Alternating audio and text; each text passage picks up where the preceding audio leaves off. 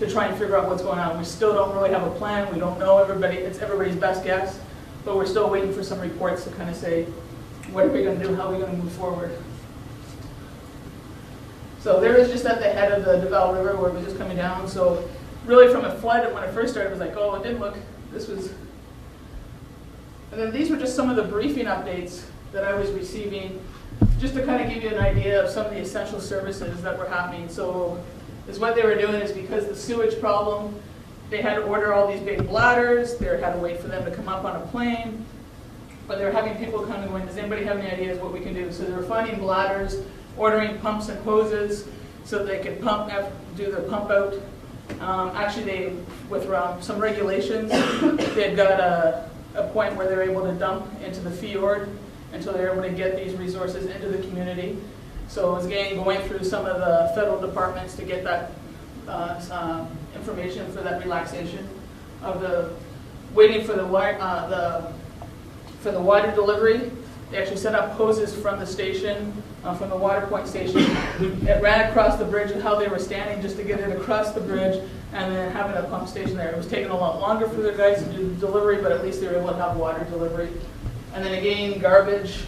It was like where they ended up putting, so they were trying to find an area to get a Quonset hut. That was good for about 10 days. And then they had to go and find another area and bring some chains in. The bridge, just because they were afraid that they were going to collapse, again, it was a big safety, so they had to put people out there to secure it, to make sure that people weren't going over the bridge. They weren't trying to drive across it. It's one of those things people like to do. With all the soil instability, we just didn't know where the sinkholes were going to keep popping up. Again, they had to think about fire protection, small little community of 1,400 people. But again, what they were going to do, because the fire truck needs water station's on the other side, how do we work from some of those issues? They actually set up a little canoe service so that people could get to both sides of town, because there were some buildings or offices that were there, so they just had a little freighter canoe set up. Short-term river crossing, again, they were trying, so this is how communities trying to adapt. They were trying to find areas where they could cross the river, make it safe to at least get their services across.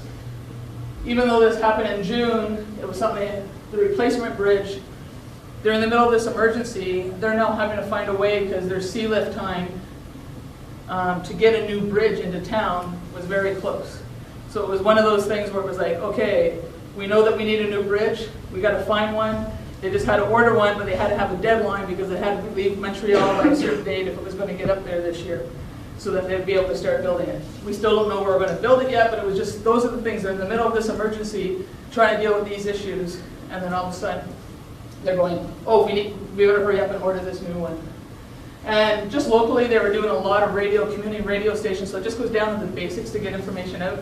They were sending daily briefs, a couple times, so in English and Inuktitut, just to let everybody know what was happening in the community and what the rules were. And that's just, so I mean, really, when you look at a flood, you're not thinking that there's much, because this is the river that's actually running right by the community. That's just going down into the fjord, into the bay, so. And then there's the two bridges. So you can just see where there's heaving. And then just, there's where the foundations, where they just crumbled. So again, we're still waiting to have some experts help us to decide where we should be putting the new bridge. Some of the shorter winter road seasons, this is an issue that we have. A lot of our communities, as you noticed, if they have only access maybe in the winter, so we build ice roads so that trucks can come up and bring up the big equipment. Some people may have heard the ice road truckers, and watch that show.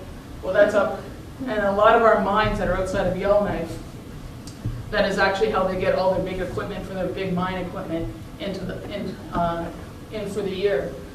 So again, these are vital corridors that we need to have them, but we're finding that because of the seasons, they're a shorter season.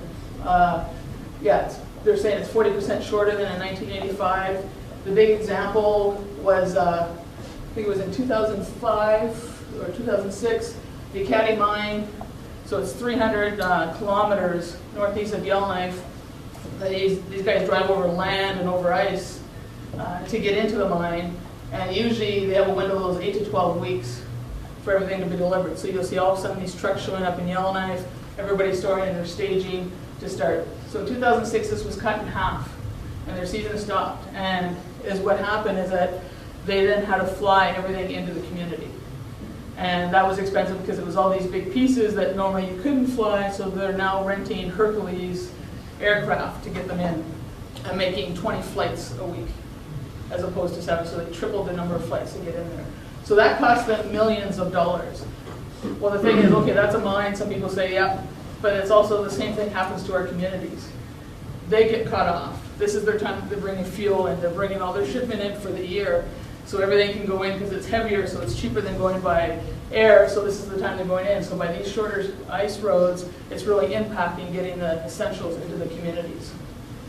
And so with these, and you know, and I think just with having the shorter cycles, it's also getting into, I'll talk about it in a little bit, just about the freeze and thaw cycles. We're also noticing increased snow and ice loads. We're getting a lot more moisture in the snow. I know when I first moved north, it was always that dry, crisp snow that you could walk on. Now it's like we're getting snow, then we're getting rain, we're getting snow. Right now, I think we've got a good like 2.5 feet of snow already, and you know, and it's not even December yet. So, and some of these things we haven't really been prepared for them because we're not used to this much snow.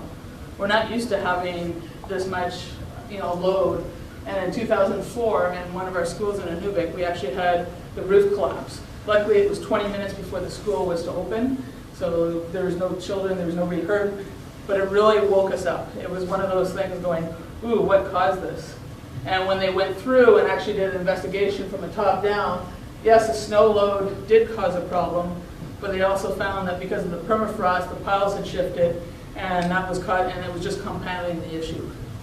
So they actually went through, and Public Works went through all their, in that region where they're having the problem, they went through all their public buildings, actually found 3 others that needed upgrades. So everybody actually kind of get ahead of saying, okay, let's do something now about it. But with it, again, money, I mean, it always comes down to money. A lot of times, they had to decide with the school what they were going to do. They ended up doing the repairs, but it was like, do we replace it? Do we repair it? Still, they had to find money from something else. Well, guess what? It wasn't planned for in the capital plan, so they were taken away from something else. And so it's like, okay, well, these guys might not get their new school, or they might not get their hockey rink now because we need the money to fix this school that's happening. And it's really impacting the communities. And just from my experience, when I was in the fire service, I had a community where, you know, we built a new fire hall. They didn't want a fire hall, they wanted an arena. Guess what? We built the fire hall. We never used anything. I'd go back there and nobody ever touched the fire hall. They just waited, they just wanted the arena. So, you know, these are the impacts that's impacting them all. Some of the northern realities and challenges, again, it's time and space, geography. You saw our map, how our communities are laid out, so just how to get anywhere. Just for me to travel, I can travel to Yellowknife, or I can travel from Yellowknife to Whitehorse or Iqaluit, but that's only Monday, Wednesdays, and Fridays. You know, the way to get across, it's a 4-hour flight either way, so, you know, and I keep telling people in Ottawa, it's very much like having offices in Vancouver, Edmonton, and Ottawa. So think about that when you're trying to think across the country. You're dealing with 3 different time zones, and, you know, just some of those issues. A lot of the federal departments that are up there, we don't have staffing, like it's very limited people that are there. A lot of people that live south, like in Alberta, BC, or Manitoba, have responsibilities to cover the north. So again, people aren't up there all the time, or they don't live there, so they don't always understand the impacts, or they're just going up on a time. Just the cost of doing business, there's, you know, it's just the expenses of everything up there is just that much more expensive. The different languages, again, our capacities at many different levels. Staffing our EMOs across the 3 territories have a maximum of 3 people, you know, to respond to an emergency for that territory. And so we don't have a lot of people. We all have to work together. It's just with the infrastructure, what we have, there's little redundancy. But, you know, and the ones that we do have, I think most of it all becomes very critical for us because that's our needs and that's what keeps us going. Again, with there's a lot of ongoing land claims and self-government processes that are changing, so you've got new levels of government that you have to deal with. And some of them, their priority is maybe not emergency management, so it's trying to convince them that this is very important. Technological challenges.